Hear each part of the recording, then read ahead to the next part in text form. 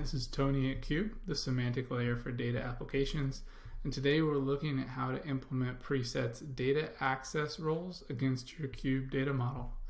So we'll start over in preset with the use case of having your users assigned to roles here in preset that you want to pass through to Cube. So you want to give certain roles the ability to see unmasked data in this example. Maybe it's PHI. You might want to give them access to certain fields or have them see different cubes entirely. So this is the stepping stones to how to implement that. So first of all, we'll take, for example, our customer experience group. So we have up in our settings as an admin in data access roles. We've set up a couple groups, few groups here in preset. So we've got our customer experience team, we've got our partnerships team. This is me, by the way. That'll be very important later as we're all these queries are being run by me on the partnerships, part of the partnerships team. And we've got our executive team. So this is our data access role list. Yours can obviously look quite a bit different. And then we've got our row level security. So this is kind of where the rubber meets the road, where we are applying those roles to, or applying rules based on those roles. So for example, here in our customer experience rule, we are utilizing the orders view table, or we're implementing against the orders view table. Right now, the customer experience team has access, or we're passing through this rule for the role, and the clause that we want to append for these users, the users in this role, is __ user equals CX. Now this __ user component is a reserved word or a reserved parameter in Cube, and it's going to allow us to pass through a username or something specific, an identifier that we can use from a security standpoint in Cube. So what we want to do is pass through this CX identifier for these users. Let's take a look at what this looks like. So in my orders view, remember we implemented this against the orders view. We have user city, first name and last name, and then the count. Now the first name and last name we have a masking rule on in Cube, which we'll show you in just a minute. But let me show you what this looks like without. Remember, I'm running as Tony on the partnerships team. I don't have access to that CX role. So I'm seeing first name, last name come through as masked, but I am seeing the city, which does not have a privacy rule based on, or does not have a masking rule. If I go back and edit this list and add the partnerships team here, which includes myself, and save, and go back to the chart and update it, then it's going to go ahead and return the user's first name and last name for here as well. We can see what's happening in the query. This is the query that's getting sent over to Cube.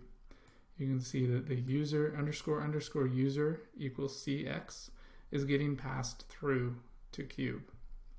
Now, what does that look like over on the Cube Cloud side? So over in Cube, we've got a security rule here set up in our Jinja template. This is a new feature that's supported. It's supposed to mirror our JavaScript implementation, where we can implement programmatic code. So the first thing we'll look at is this function to set the trusted teams. So the trusted teams we're defining as CX and exec. Now remember, the rule that we're passing through is the user function equals CX.